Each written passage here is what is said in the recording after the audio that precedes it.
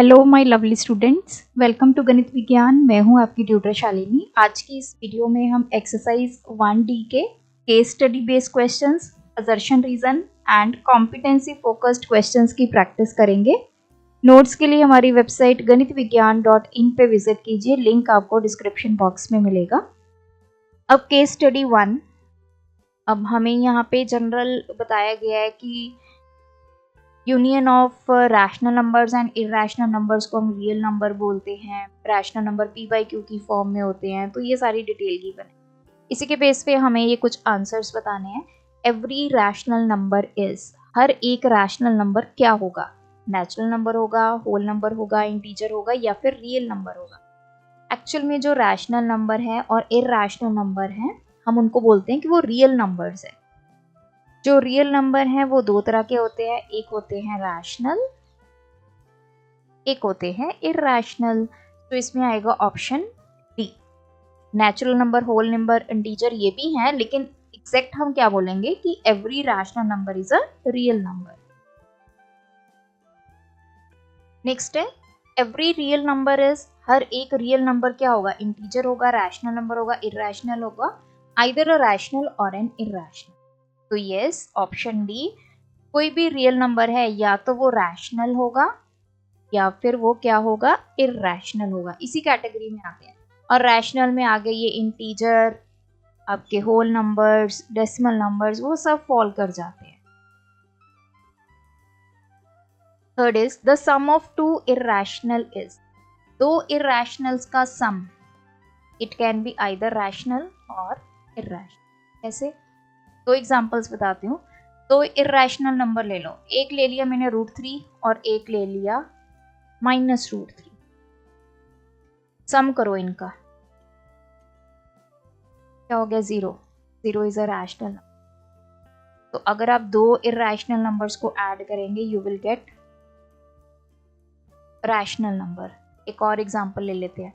3 + √3, एक ये नंबर है, एक है यह है 3 - √3। इनको ऐड करो तो 6 आ गया। 6 इज ऑल्सो रैशनल। तो ये तो रैशनल आ गए। अब दो इरैशनल को मैं ऐड करूंगी तो इरैशनल आए। कैसे? एक मैंने ले लिया √3, दूसरा भी ले लिया √3, क्या आएगा? 2√3 आएगा। तो ये क्या है? इरैशनल है। तो जब भी इरैशनल्स का सम करोगे वो रैशनल भी हो सकता है, इरैशनल भी हो सकता है। Question number 4, the product of rational and an irrational number is. अब हमें रैशनल और इरैशनल नंबर को मल्टीप्लाई करना है और बताना है कि प्रोडक्ट क्या होगा। देखिए, सबसे पहले एक केस लेते हैं कि रैशनल नंबर हमारा है 3 और इरैशनल है √3। तो ये क्या आ गया? 3√3 आ गया। तो ये कौन सा केस हो गया? इरैशनल। तो हमने देखा रैशनल को हमने इरैशनल से मल्टीप्लाई किया, हमें इरैशनल नंबर मिल गया। आप अब क्या करो, रैशनल नंबर ले लो 0। 0 को अगर मैं √3 से मल्टीप्लाई करूंगी तो मुझे 0 मिलेगा। 0 इज माई रैशनल नंबर। या फिर रैशनल नंबर 0 ले लो, इरैशनल ले लो 3√3। तो इस केस में भी 0 आ गया। 0 इज अ रैशनल। तो यहाँ पे हमें क्या मिला? रैशनल। और इस केस में एक और एग्जांपल ले लेते हैं। 3 इंटू, मैंने नंबर ले लिया 3 - √3। तो 3 इंटू 3 9 माइनस 3 इंटू √3 3√3। ये इरैशनल आ गया। तो हमने देखा कि अगर रैशनल नंबर हमारा 0 हो जाता है तो हमें आउटपुट क्या मिलेगी? रैशनल नंबर ही मिलेगी, दैट इज 0। तो इस केस में आएगा option C, either a rational number और एन इरैशनल नंबर। क्योंकि 0 का केस भी हम कंसीडर करेंगे। 0 हमारा रैशनल नंबर है। जब 0 को किसी भी इरैशनल नंबर से मल्टीप्लाई करेंगे, we got 0 which is a rational number. So option is C. The number of irrational number is infinite. किसी भी दो नंबर्स में अगर हम इरैशनल नंबर्स फाइंड करेंगे वो इनफाइनाइट हो। सेकेंड केस स्टडी है, miss Mehta teaches math in a school number system. Mrs Mehta ने दो नंबर लिखे 3/11 और एक है 0.52 के ऊपर बार। और इसी के बेस पे कुछ क्वेश्चंस यहाँ पे पूछे गए हैं। The decimal expansion of 3/11 is, तो देख लेते हैं 3 को 11 से डिवाइड करके कितना डेसिमल एक्सपेंशन आता है, तो उसके अकॉर्डिंग हम यहाँ पे बताएंगे। अब देखिए डिनोमिनेटर में 11 है तो ये टर्मिनेटिंग तो नहीं हो सकता, ये तो हमें पता चल गया, क्योंकि 2 और 5 के अलावा कोई भी नंबर आता है डिनोमिनेटर में तो वो टर्मिनेटिंग नहीं होता। तो आएगी इस 3 कैटेगरी में, तो देख लेते हैं कि रिपीटिंग है या नहीं। तो पहले तो डेसिमल आ गया, 2 पे चला गया 22, यहाँ पे आ गया 7 पे चला जाएगा 77, फिर आ गया 30, फिर 2 पे चला गया 22, अगेन ये देखिए रिपीट हो गया, फिर 7 पे चला गया, सो ऑन। तो इसका हमें मिल गया 0.2727 एंड सो ऑन। इसको मैं ऐसे भी लिख सकती हूँ।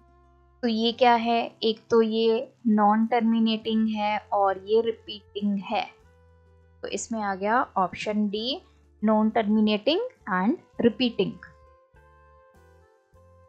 0.52 बार, अब ये क्या है, इसको हम ऐसे लिख सकते हैं 5252 एंड सो ऑन।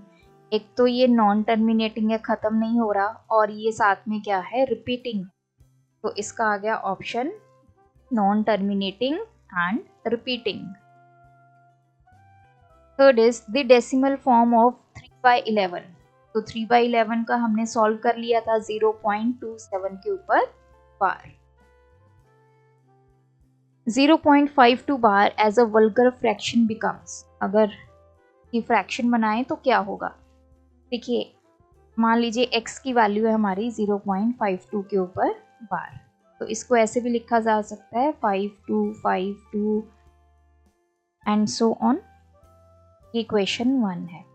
सो अब हम मल्टीप्लाई करेंगे क्वेश्चन 1 को बाय 100। क्यों, क्योंकि मुझे यहाँ पे डेसिमल के बाद 52 चाहिए, तो 52 यहाँ से स्टार्ट होगा, इस 52 को मुझे आगे लेके आना है।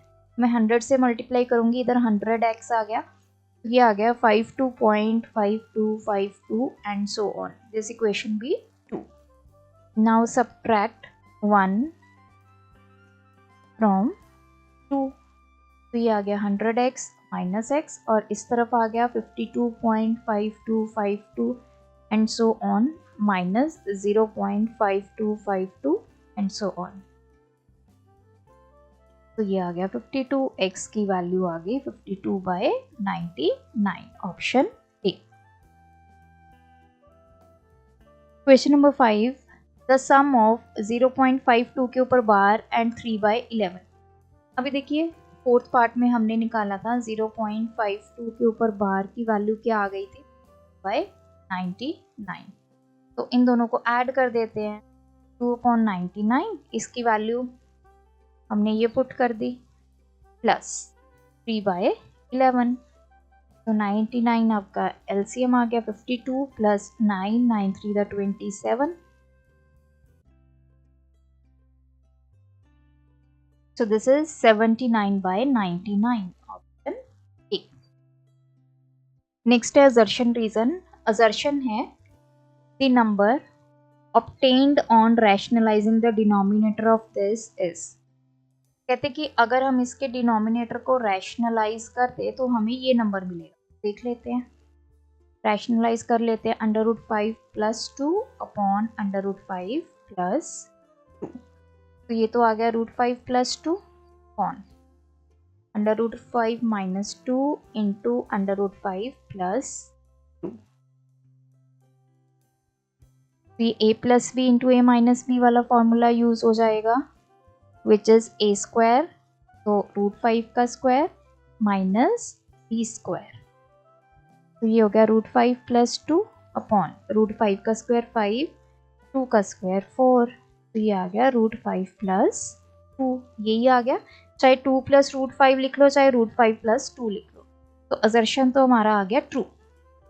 रीजन है if the product of 2 irrational number is rational, अगर हम 2 इर्रेशनल नंबर का प्रोडक्ट करें तो अगर हमें रैशनल नंबर मिलता है, then each one is called rationalising factor of each other. Yes, तो हम इनको एक दूसरे का रैशनलाइजिंग फैक्टर बोलते हैं।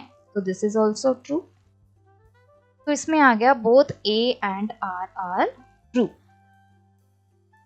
Question second, each of the numbers is irrational. चलिए एक एक करके चेक करते हैं, क्या ये इरेशनल है?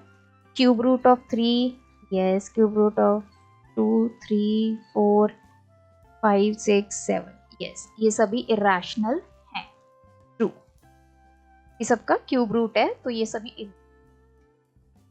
नेक्स्ट इसने रीजन में बोला है the cube root of all natural number is irrational.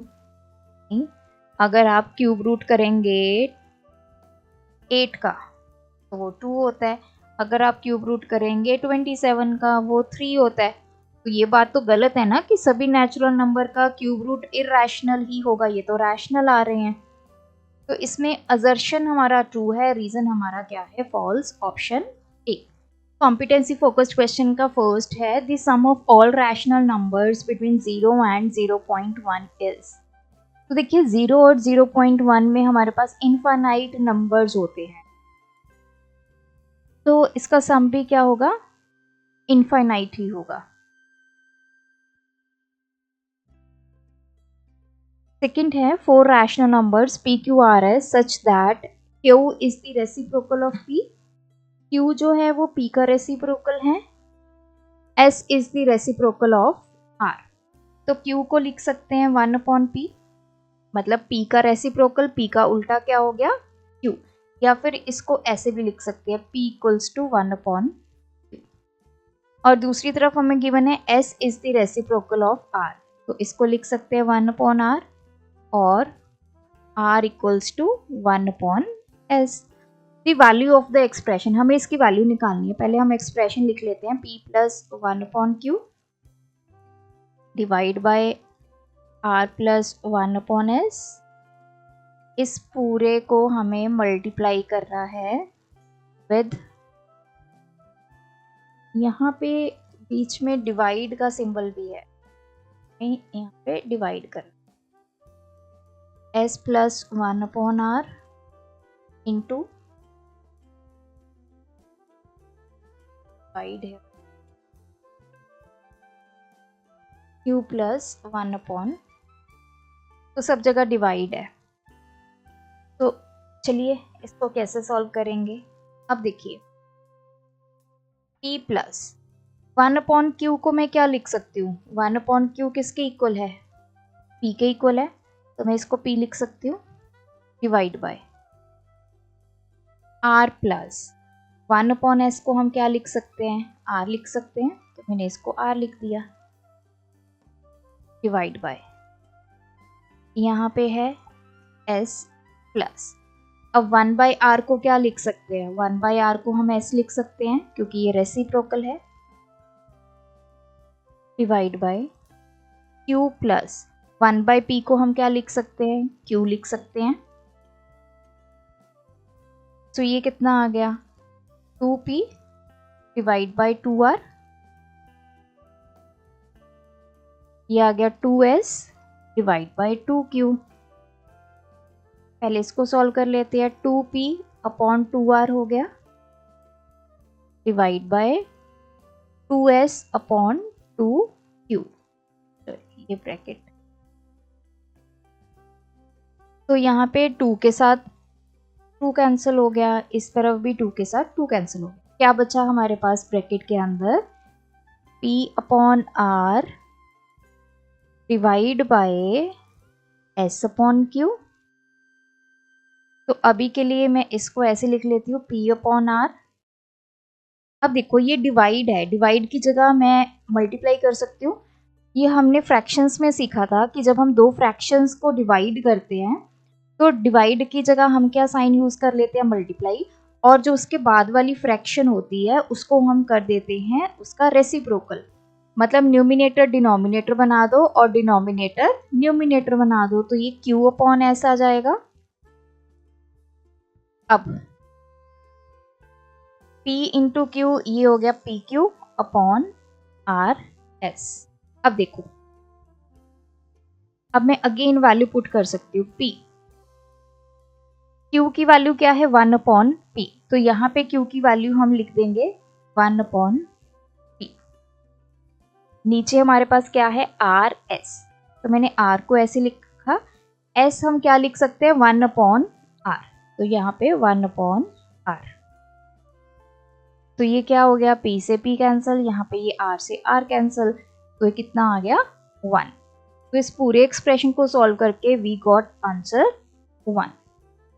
तो बहुत सिंपल है, रेसिप्रोकल्स हमने यूज करने हैं। Q P का रेसिप्रोकल है तो Q is equals to 1/P या फिर P is equals to 1/Q लिख सकते हैं। इसी तरह R और S में रिलेशन बना दीजिए, फिर इसको वैल्यूज पुट करके सॉल्व कर लीजिए।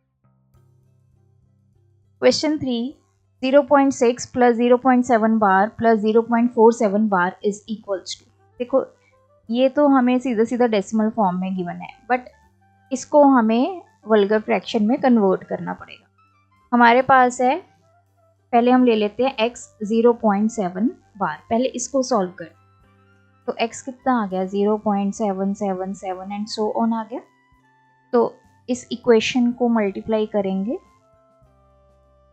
किसके साथ करेंगे, हम 10 के साथ कर लेते हैं क्योंकि ये 7 आगे आ जाएगा,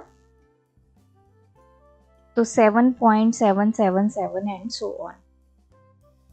ये हमने बहुत सारे क्वेश्चंस किए हैं स्टार्टिंग में। तो अब सब्ट्रैक्ट 1 फ्रॉम 2, हमें इस तरह एक नंबर से मल्टीप्लाई करना होता है कि डेसिमल के बाद जो वैल्यूज रहे वो सेम रहे, क्योंकि हमें दो इक्वेशंस को सब्ट्रैक्ट करना है। तो इधर क्या आ गया 10x माइनस x, और इस तरफ 7.777 and so on.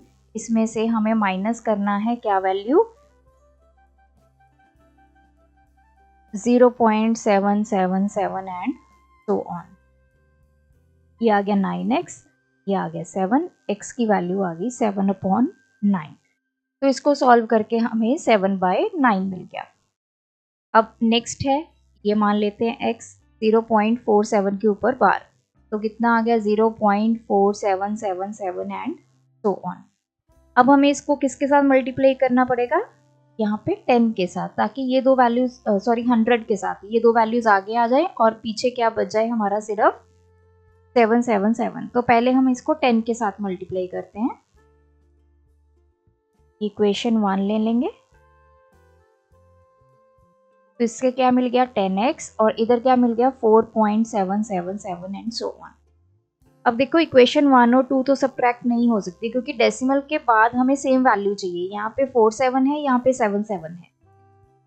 Again I will multiply equation 1 by 100, तो 100x is equals to 47.777 and so on. अब देखो इक्वेशन 2 और इक्वेशन 3 देखो, डेसिमल के बाद हमें सेम डिजिट्स मिल गए। Now we will subtract equation 2 from equation 3, तो कितना आ गया 100x माइनस 10x, और इस तरफ आ गया 47.777 एंड सो ऑन। इसमें से हमें क्या सब्ट्रैक्ट करना है 4.777 एंड सो ऑन। तो ये हमारे पास आ गया 90x, इधर 47 में से 4 सब्ट्रैक्ट किए 43, डेसिमल के बाद वाला जो है वो हमारा 0 हो जाएगा। तो x की वैल्यू आ गई 43/90, तो इसकी वैल्यू 43/90। अब हम करते हैं तीनों को ऐड, 0.6 प्लस 7/9 प्लस 43/90, तो इसको 6/10 लिख सकते हैं। नाउ टेक दी एलसीएम, 90 आ गया, ये आ गया 9, 6 9 द 54 प्लस 90 को 9 से डिवाइड किया 10, ये आ गया 70 प्लस 43 7, ये आ गया 167/90, ऑप्शन सी। क्वेश्चन नंबर 4, अब हमें इसको एक्सप्रेस करना है। हमें क्या वैल्यू गिवन है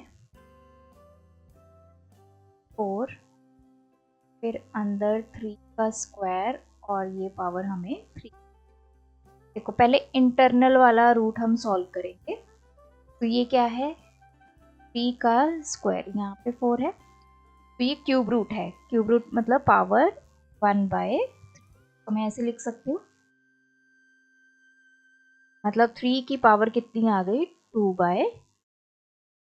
नाउ अब ये 4 पावर है, इसको भी हम 1/4 की फॉर्म में लिख सकते हैं, तो 3 की पावर 2/3, इस पूरे का कितना रूट है, 4, 1/4 आ गया। तो ये 3 की पावर 1/6 आ गई तो सॉल्व करके, तो ये आ गया ऑप्शन डी। क्वेश्चन 5, 1.9 के ऊपर बार माइनस 1.9, ये क्या होगा। पहले हमें 1.9 के ऊपर बार ये जो वैल्यू है उसको सॉल्व करना होगा। लेट x की वैल्यू 1.9 के ऊपर बार है, तो x कितना आ गया, 1.999 एंड सो ऑन।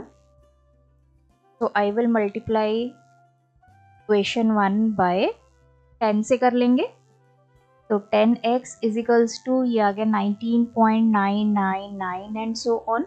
अब देखो इक्वेशन 1 और इक्वेशन 2 में डेसिमल के बाद सेम डिजिट्स है, तो हम इनको सब्ट्रैक्ट कर सकते हैं। सब्ट्रैक्ट इक्वेशन 1 फ्रॉम 2, तो ये 10x माइनस x और इस तरफ 19.999 एंड सो ऑन, इसमें से हमें सब्ट्रैक्ट करना है 1.999 एंड सो ऑन। तो 19 माइनस 1 ये आ गया 18, x की वैल्यू आ गई 18/9, तो x हमें 2 मिल गया, मतलब इसकी वैल्यू सॉल्व करके हमें 2 मिल गई। अब क्या है, वैल्यू पुट करो, 2 माइनस 1.9, तो this is 0.1, option B। Question 6, when written in the decimal form, which of the following will be a non-terminating and non-repeating number? तो non-terminating और non-repeating, तो एक एक करके हमें देखना है। 1 की पावर 1/9 है। अब देखिए 1 की पावर कुछ भी हो, आंसर हमेशा क्या आएगा, 1। अब 1 क्या है, हमारा इंटीजर है। अगर ये इंटीजर है युक्त, तो ये क्या बनेगा, रैशनल नंबर बनेगा। अगर ये ना रैशनल नंबर है तो ये क्या होगा, टर्मिनेटिंग होगा। ठीक है जी, तो ये तो हमें नॉन टर्मिनेटिंग और नॉन रिपीटिंग ढूंढना है। नेक्स्ट है 2 की पावर 1/9, तो 2 की पावर 1/9 को हम कैसे लिख सकते हैं, 2 यहाँ पे आ जाएगा 9। ये क्या है, हमारा एक इरैशनल नंबर है। अगर ये इरैशनल नंबर है तो ये नॉन टर्मिनेटिंग और नॉन रिपीटिंग होगा, तो इसका आंसर हमें ये मिल गया। ऐसे हम सभी सॉल्व कर लेते हैं। नेक्स्ट है 2 की पावर -9। अब इसको कैसे लिखेंगे, 1/2 की पावर पॉजिटिव हो जाएगी 9, तो ये तो हमारा क्या है, 2 की पावर आ गई 9। हमने पढ़ा था कि अगर डिनोमिनेटर में 2 या फिर 5 सिर्फ फैक्टर्स रहेंगे तो हमारा वो नंबर क्या होगा, टर्मिनेटिंग होगा। तो ये सिर्फ 2 है, यहाँ पे 2 की पावर 9 है, तो ये हमें यहीं से पता चल गया कि ये टर्मिनेटिंग डेसिमल रहने वाला है। डी पार्ट है 9 की पावर 1/2, तो इसको ऐसे लिख सकते हैं। तो स्क्वायर रूट ऑफ 9 कितना होता है, 3। डी क्या है हमारा, टर्मिनेटिंग। तो ऑप्शन हमारी बी आ गई, ये एक इरैशनल नंबर है और इरैशनल नंबर हमारा नॉन टर्मिनेटिंग और non repeating. Observe the values of ABC given in the table. If we choose numbers ABC from rows ABC respectively, what is the maximum possible value of this? अब देखो A, B और C की बहुत सारी values given है, हमने ऐसी values ढूंढनी है जिससे अगर हम ये कैलकुलेट करें तो इसकी मैक्सिमम वैल्यू हो। अगर इसकी वैल्यू मैक्सिमम चाहिए हमें, अगर इसको हमें मैक्सिमम वैल्यू चाहिए, तो देखो C should be maximum. C में से हम B निकाल रहे हैं, तो B की वैल्यू कम से कम होनी चाहिए। अब A जो है इन दोनों के डिफरेंस को डिवाइड कर रहा है, तो A भी कम से कम होना चाहिए, तभी ओवरऑल इसकी वैल्यू मैक्सिमम आएगी। तो C की मैक्सिमम वैल्यू ढूंढ लेते हैं टेबल में से 5, 10, 15, 20, 25। तो 25। B की सबसे मिनिमम वैल्यू, B की वैल्यूज क्या है 3, 5, 7, 9, 11। सबसे मिनिमम वन इज 3। A की सबसे मिनिमम वैल्यू 2, 4, 6, 8, 10। तो वो है 2। तो चलिए वैल्यू पुट करते हैं। C माइनस बी अपॉन ए कितना आ जाएगा 25 माइनस 3 अपॉन 2। तो ये आ गया 22 अपॉन 2 इक्वल्स टू 11। तो सबसे पॉसिबल जो मैक्सिमम वैल्यू है इसकी वो आएगी 11। Question 8. The portion of a number line between 0 and 4 has been divided into 16 equal parts. तो हमें यहाँ पे एक नंबर लाइन गिवन है आपकी बुक में, 0 से लेकर 4 तक 16 इक्वल पार्ट्स में डिवाइड है ये 1, 2, 3, 4।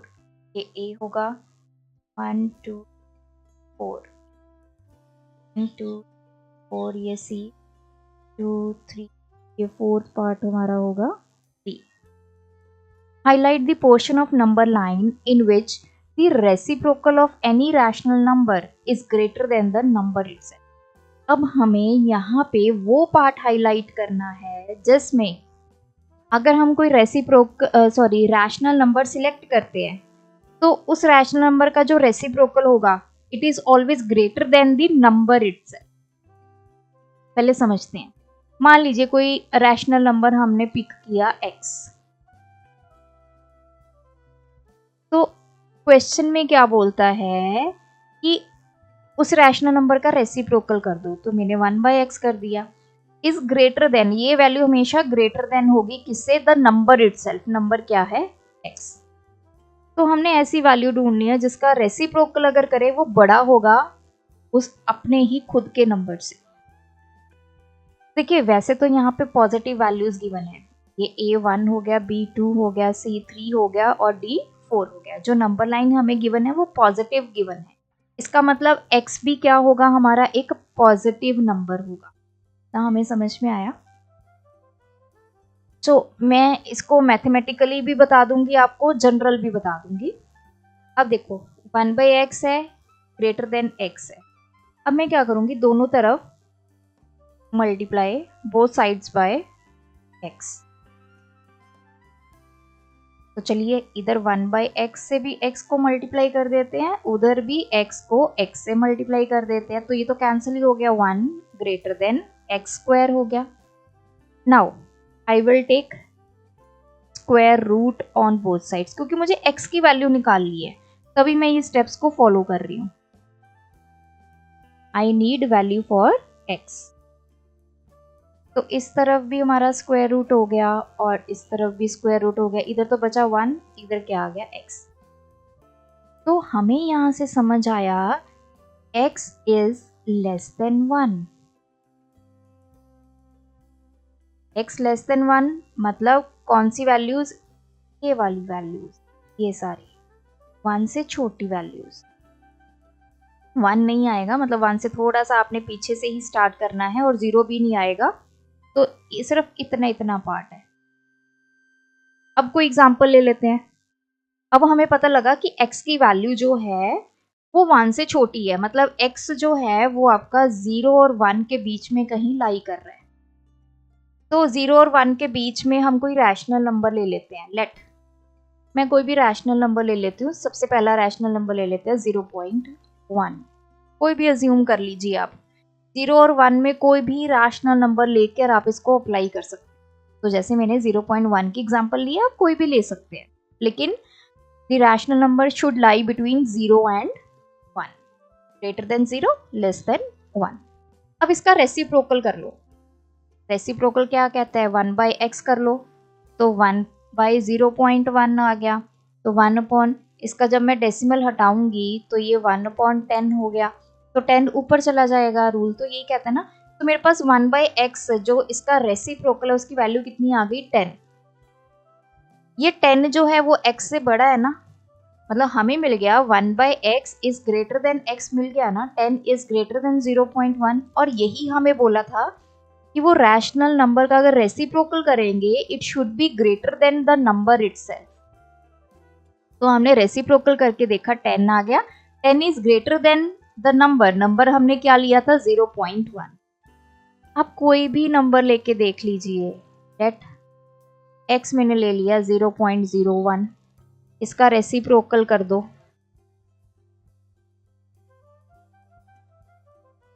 तो ये आ गया 1, यहाँ से हटाया तो ये आ गया 100, ये ऊपर चला गया तो ये 100 आ गया। 100 इज ग्रेटर देन 0.01, यस। कोई भी आप एग्जांपल लेके देख लो। तो ये मैंने आपको डायरेक्ट भी बता दिया, और ये हमने मैथमेटिकली करके देख लिया। हमने x की वैल्यू ढूंढ ली कि x should be less than 1। सिर्फ यही केस एक ऐसा होगा जहां पे reciprocal of rational number is greater than the number itself. अगर आप x की वैल्यू 2 से बड़ी लेके देखोगे, मान लो मैंने x ले लिया 2.2, अब इसका रेसिप्रोकल करके देख लो, तो 1 अपॉन ये हो जाएगा 22, ऊपर 10 चला गया, 2 5 द 11, ये 5/11 आ गया। 5/11 इज नॉट ग्रेटर देन 2.2, ये वैल्यू छोटी आएगी, तो मतलब रेसिप्रोकल वैल्यू छोटी आ रही है, तो इस केस में हमारा ये जो रूल है वो अप्लाई नहीं हुआ। सो यहाँ पे ये चैप्टर कंप्लीट होता है। आप भी प्रैक्टिस कीजिए, कोई डाउट है कमेंट ड्रॉप करें। Thanks for watching. बढ़ाना है ज्ञान, फॉलो गणित विज्ञान।